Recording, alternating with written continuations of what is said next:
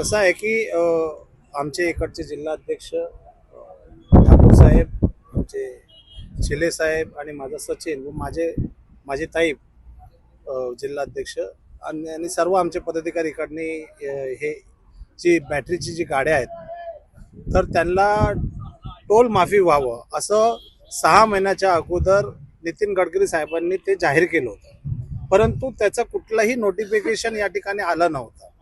आणि 6 महिने झाल्याच्या नंतर लोक विचारत होते की बाबा आम्ही एवढी मोठी किमतीने नवीन गाड्या घेतल्या आणि त्याचा टोलचा आम्हाला काही फायदा नाही.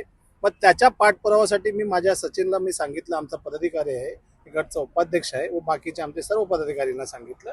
मग आमच्या इकडचे जिल्हाध्यक्ष चिले साहेब आणि आमचे सर्व लोकांनी इकडे पत्रव्यवहार केला आणि त्याचा पाठपुरावा केला. आणि त्या पाठपुराव्याला देवाच्या कृपाने राजसाहेबांच्या आशीर्वादाने त्याला परवाच्या रात्री ते नोटिफिकेशन त्या ठिकाणी काढलं गेलं.